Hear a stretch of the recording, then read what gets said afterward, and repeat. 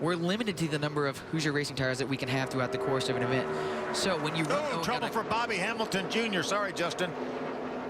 97 car into the wall with heavy damage on the right side, and that is going to bring out another yellow here at Michigan International Speedway. Hasn't yet. ARCA officials trying to see if he can get down off of the racing surface.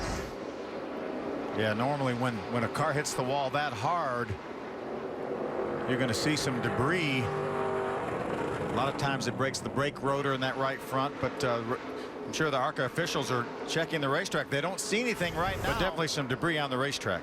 We just saw Bobby Hamilton come to pit road a few laps ago, so we know that he had fresh tires. I'm not sure what transpired to put him into the wall right there, but that thing just went straight up into the outside wall. And even though we have safer barriers and soft walls, they're not so soft, and they definitely do a lot of damage. Here's on board with the 22 car. It's a bit of a look. Yeah, he's going. It looks like the right front tire goes down, or else he breaks something in the right front suspension. It has the same appearance, but you can see all the damage to that 97 car. Tough break too. Bobby Jr. was running up in the top 10. We found out as we have our 5th caution of the night. We'll take it to the replay and watch the 4 truck as it gets inside of Ellis on the 1. A little bit of a wiggle right here. It gets loose, and that puts him up the hill a little bit right against that 1 truck. We see the trucks on the inside all the time when they're that close, lose the air off that rear spoiler, and around he goes. Yeah, that was, Eric's, he was upset with the 1 truck, and it wasn't that guy's fault. It was not his fault. Eric had that wiggle, and that's what moved him up. Eric had the right line. He was going to have plenty of room between himself and the 1, but when he had that little wiggle, right there it is, that put him right up against him. There's nothing you can do. It's going to suck you around at that point. That's just a frustration for Eric of having such a good truck so often this season. And again, another one gets ripped out. Guys, tough tonight. What will they do as they make their way down the backstretch? Reddick is right there with him. In fact, he's got a nose on him. Clear. He had some help. Oh, Nemechek gets into Crafton, and Reddick is going to pull away. And the caution is out again. Unbelievable. They're 2 dominant trucks in this race. Between them, they've led 133 laps, and neither one of them's going to win this. Here's what happened as they went into 3. See, John Hunter just drove it down in the corner, got a little bit loose, had to use a little bit of racetrack to catch it, and Matt was right there. Matt didn't crowd him, just a situation where John Hunter got a little bit loose. Tyler Reddick had already got in front of Matt Crafton. Man, what a tough break for Matt Crafton. There's the contact again right there. And Custer and Sauter come through this. Sauter now up to 3rd after having that horrendous pit stop earlier. And how about Spencer Gallagher in 4th right now? Watch this.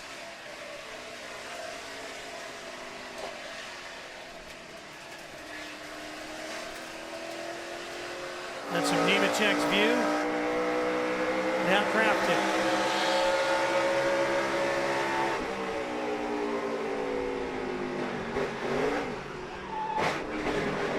Remember, John Hunter Nemechek was on the opposite view of that very same situation here. From it. Oh, we got a spinner up in turn 4. That's the 55. Jeffrey Earnhardt is out of shape. Bring out our first caution of the day.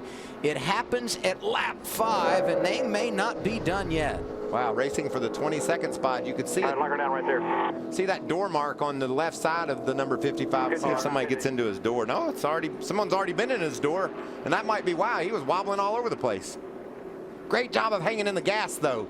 He didn't get on the brakes. He stayed on the throttle and kept it out of that outside wall. Great job of driving there by Jeffrey. That was one of the tough things for me that was hard to get used to coming into in a NASCAR from IndyCar, was that in an IndyCar, man, you just slow down as much as you can. And in a stock car, you really want to gas it up when you're spinning because it keeps you off the wall. It seems like as soon as you hit the brake, that's basically where you hit. So he did a really good job. What about how you feel? You're sideways, right? What am I supposed to do? Mad it, I guess. That doesn't seem to make sense to me. But makes no sense at all.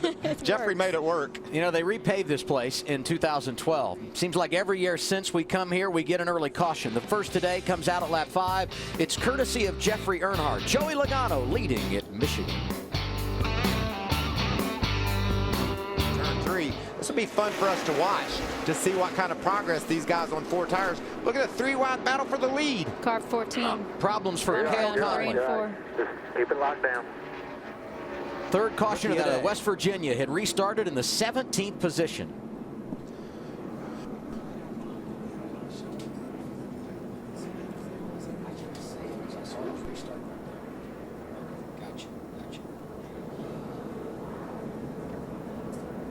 Boy, he did a pretty good job with cars all around him of hanging on. Look at J.J. Yaley diving down below him there.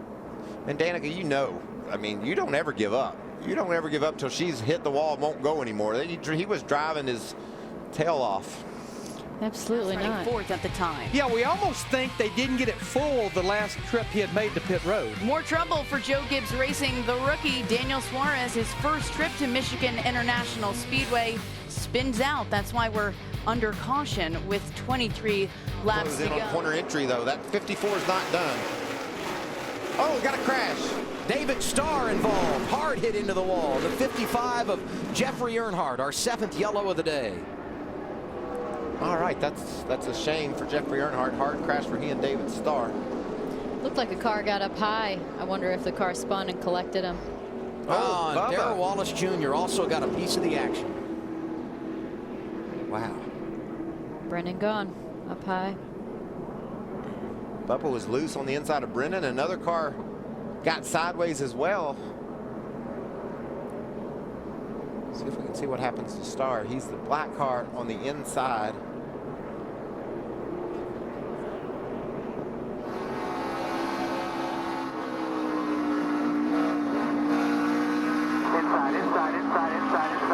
Inside. Keep rolling. Right behind you. Gather it up here. Gather it up. Did it look like maybe Bubba made contact with Brendan and got him loose and then just tried to squirt by? Well, it looked like Brendan came up in front of him. And then I think Bubba just tried to gas it up and get by Brendan before he hit him, and I think that made... See Brendan come across to the left. And listen to, here right there, he just tried to give it gas to get away from Brendan and got loose and spun out. It seemed like it was fine. I wonder if someone was on the inside of Bubba. Wonder if it got him a little bit loose. Car is running well late in the going. Oh, Menard sideways. Ooh, and he's going to kiss the wall. Hang on. They scatter to miss him, and somehow everyone does, but they're wrecking here. That's Conley in the black 14, sideways through the grass, and also the 16 of Ryan Reed. 8th caution of the day. Now we'll look back at what happened. Menard just gets loose, it looks like. When Elliott Sadler went up, it took the air off Menard's car, and around he went. Paul might not have been expecting Elliott to come up so much in the corner, and it just was enough to push him up. And that Jeremy Clements car, he had bounced off the inside wall and then into Menard. Watch the 51 car of Clemens. Yeah, there he is, far right of your screen, got turned, and this camera angle doesn't pick that up. There you see him caroming off that inside wall that Michael talked about. What a ricochet that was for that young man. I always feel like when stock cars crash, they're like footballs. You just don't know where they're going to go. And especially here, it's a pretty flat track. They can end up anywhere. You go to a place like we were a couple weeks ago, Dover, it cleans low. But here, they're everywhere. Yeah, I thought it was the 33, the 14, and the 16 that got all the damage. And then Jeremy Clements kind of came out of nowhere, and he really had the hardest impact of all because of that hit on the inside wall, just about where you would make your exit from the racetrack onto the pit lane. Yeah, and that was a bad angle for him to hit, too. The car really was going fast when he hit that safer barrier. Thank goodness for the safer barriers. They've certainly cushioned that blow for him, but it was significant. NASCAR Xfinity Series, a lot of work ahead for the guys in the 51 camp. Red flag is out at Michigan. Joey Logano is the race leader. Got counted 4 lead changes in 1 lap on that restart. And look at this push Chase Elliott's giving Harvick now. They're coming.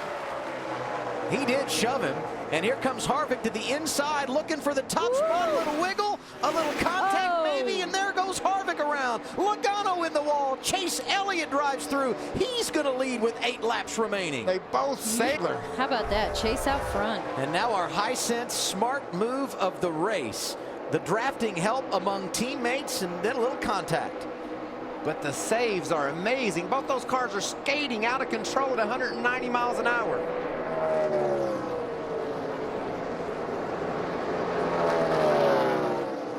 Let's look at it on board Kevin Harvick. You can see Tony Gibson going to go take a look at this 41 car. He got down to turn 1. You see he just gets up in that gray. It's sandy, dirty up there. You're not much chance of getting a turn. You see the dust fly.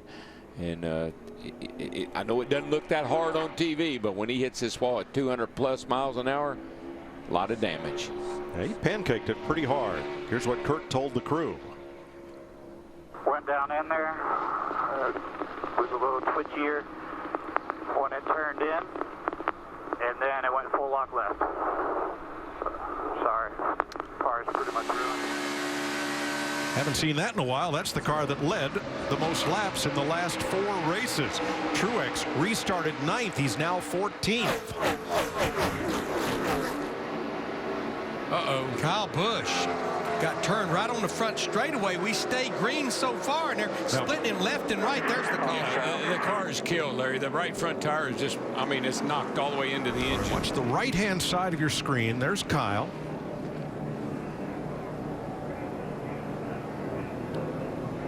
Oh, the car just gets loose, and he can't catch it.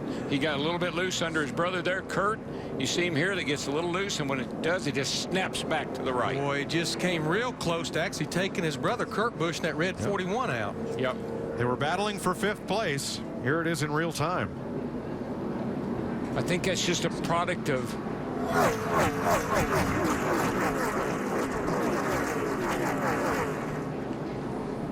that right there gives you a great idea how much that safer barrier moves when a race car hits it. Yeah, I think also, Larry, it's just a product of the track is green, and there's just not a lot of rubber on the track, and the car got a little loose, and it just snapped to the right.